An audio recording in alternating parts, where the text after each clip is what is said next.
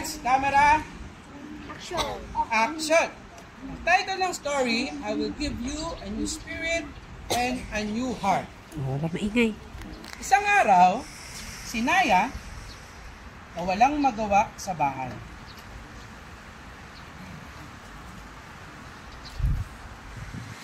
Boring siya. Boring naman. Tapos, nakita niya yung Bible at saka cellphone. Na-curious siya, gusto niya hawakan sana yung Bible. Pero, pinili niya yung cellphone. At nag-cellphone na lang siya ng nag-cellphone. Tapos, si nanay, habang ang daming ginagawa, inutusan niya yung anak niya.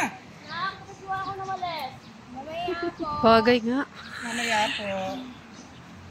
10 minutes later, di pa rin ginagawa ni Shania. Cellphone pa rin siya ng cellphone. Di ba malulubat yun? Nakita ng nanay niya kung ano ginagawa ni Shania, kaya siya na lang kumuha. Patong ko. Kukuha na ako ng patas-patas. Wait lang po. Mamaya po. Mamaya na naman. Paglipas ng 10 minuto, wala pa rin ginagawa si Shania. At lumapit ang kanyang kapatid. Kapatid niya lumapit. Ate! Mamaya. Sige, mamaya. Sige na, ate. Ano tayo? Mamaya na nga eh. Dito na lang. Nagalit si Shania sa kapatid niya. Nakita yun ng nanay. Ano ba yung Naya?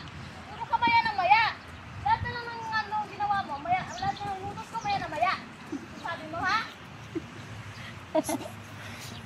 Wala na akong lutos sa sinunod mo. Dapat mo alam mo, hindi na lang pangalan mo Naya. Alam mo kung pangalan mo? Naya na lang eh. Naya na lang eh. Maya. Tapos cellphone mo yan eh. Wala ka nang nagawa dito sa bahay. Wala ka na lang, ano, ba't ka ba natinaway mo pa? Sabi ko naman, kukunin ko naman eh. At saka yung kapatid ko, ang kulit-kulit. Kukunin ko naman eh. Hindi niyo naman kasi ako naiintindihan. At siya pa ang may lakas ng loob mag-walk out. Agoy, yun lang. Tapos naggala na lang siya papunta sa kanyang mga kaibigan. Pasok mga kaibigan. Tropa. Nakita nilang dumarating na kasimangon si Naya. Uy, nakapo sa akin siya ngayon. Mukhang pato ka dyan, be. Ay, bagay. Mukha na nga may problema yung tao. Inaasin mo pa. Ay, bait. Bait. Sa bahay kasi, pinagalitan naman ako ni mama. Ako na lang laging nakikita. Wala naman akong ginagawa. Ay, wala ka nga kasi ginagawa. Wala kasing ginagawa. Ayun lang. Kaya mag-alala lagi niya mga magulang ngayon kasi. Si mama din ganyan. Hoy. Lagi na lang ako pinapakitan. Oy. Dahil wala akong ginagawa. Ay. Baka hindi nila tayo kasi naiintindihan dahil galing sila lagi sa atin. Oh. Galing, artista no nga. Feel the feel! Kaya sumusunod ako sa kanila. Ayun din kasi yung sabi sa Bible. Mga anak, sundin niyo ang iyong magulang sa Panginoon. Sapagkat ito ang nararapat. Kaya sumusunod ako kala mama. Maniwala, puro Diyos-Diyos na ngayon. Samantalang dati wala naman yan, hindi naman yan totoo. Sabi naman yung totoo ang Diyos. Oy, may back story to. Totoo ang Diyos at hanggang ngayon kumikilos siya, no? Ano bang totoo? Oo naman, basta magtiwala ka lang sa Kanya. Una muna dapat, sumuko ka sa Kanya at aminin mong mali ka. Magsisi ka sa kasalanan mo at magpapabaptismo ka para mapatawad ka sa kasalanan mo. Kung mananampalataya ka, maliligtas ka at ang iyong pamilya. Oh, sige pala. Uwi na ako ah. Bye-bye. Bye-bye. Mukhang maniwala. At pauwi si Shania. Habang pauwi siya, naisip niya yung sinabi ng good influence niyang kaibigan. Kinausap niya ang Panginoon. Panginoon, naririnig ko lang po ako ngayon. Sorry po. po dahil pagasagot akong bata. Sorry din po na hindi ako gumagawa ng gawaing bahay. At sorry din po na pati kapatid ko inaaway ko. Lord, kung naririnig niyo man ngayon yung sinasabi ko, kayo na po ang manguna, Lord, at nawalig na magkaayos ng pamilya namin. In Jesus' name, Amen.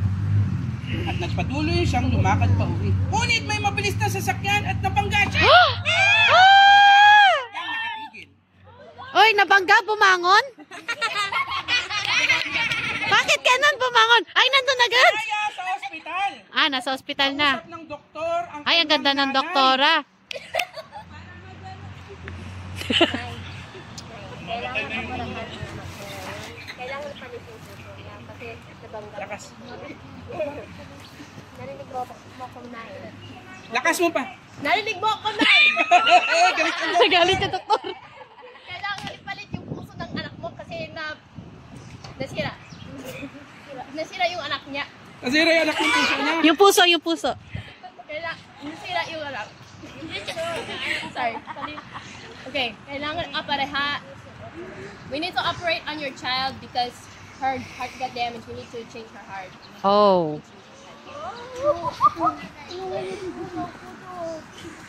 Sige ngay, mag-pray ka. Ang Diyos ang gawa ng himala. At sinimulan na ang operasyong inabot ng 10 taon. Ng 10 minuto. Tit! Tit! Tit!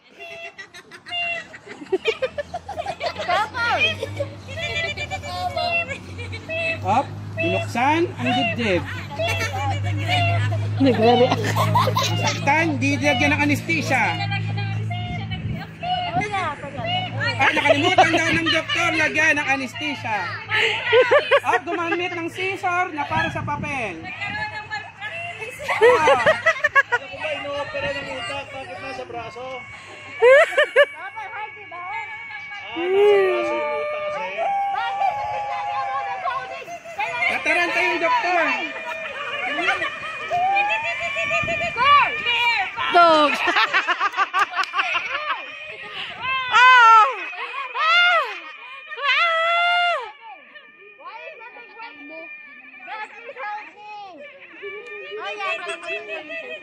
Ah, kaya pala, nakalimutan yung puso ilagay. Ang galing yung doktor. Okay. There, it's a miracle I passed medical school. Yay!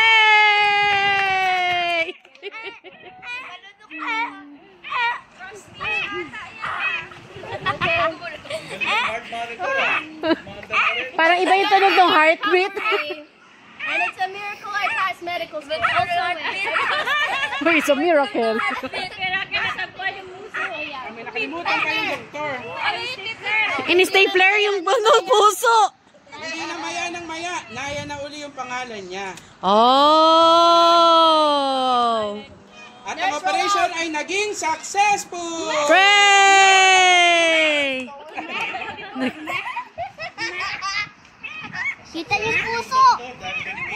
Yung puso malakas ulit! At nagkaroon ulit ng muling pagkakataon, si Naya na magaling na, masaya sa loob ng bahay. Dinala niya yung lamesa sa gitna. Yung lamesa, ayan. Ay, ang lakas. Si Naya, ang sipag niya na uli sa bahay. Tapos, nag-iisip na naman siya ng gagawin. Pipiliin niya ba yung Bible o yung cellphone? At hinawakan niya na yung cellphone. Ah, yung Bible pala. Binasa niya. Kada pabasa niya yun, nasisiyahan siya. Parang pabalik. Natutuwa siya. Nagkakaroon siya ng pag-asa. At napapasabi pa siya ng Amen! pero Wow! bigla na lang nag-ring yung cellphone. Krrrring. Krrrring. Tumawag yung bad influence. Hello? Yo, what's up, man? Napalitaan kita na bagong kapit. Gumaling agad? Ayoko muna gumala ngayon eh. Gusto ko munang mag-spend ng time kay God at magbasa ng Bible. Oh. Ikaw rin kaya mag-spend time ka kay God. Kung ako nga, Niligtas niya, ikaw pa kaya. Tara, Sunday tayo, simba tayo sa linggo. Ganyan-ganyan ka ngayon, dati ka ganyan. Sige na nga, sasama na ako. Anong oras? Paano susuotin ko ba? 10 a.m. yung simba. At saka, mag-wear ka na ng appropriate, hindi naman sa looks bumabase ang Panginoon, kundi sa puso. See you on Sunday. Kita kits. Bye-bye. Sige. Hey, what's your ma'am? Dito na mesa. Sige po. Ay, ang bilis sumunod ah. At pumasok ang kanyang kapatid. Ate, help kita dyan. Tapos na ata eh. Never siya ganyan Ah, sige, tumulong ka na kapatid. Mag-ayos ng lahat ng lamesa. Ang laki ng lamesa niyo. Habang pinagmamasdan ng nanay, ang ginagawa ng magkapatid, tuwang-tuwa siya. Ay, talaga. Salamat sa inyo, anak. Hindi na kayo nag-aaway. Ikaw din. Salamat dahil, hindi ka hindi ka na-addict sa cellphone. Panginoon, salamat sa pagkain na ito. Nalinis kasi po ang buhay ko. Ganda na pagkain, invisible. Lord, na hangin. Tinulad at inayos ang pamilya ko.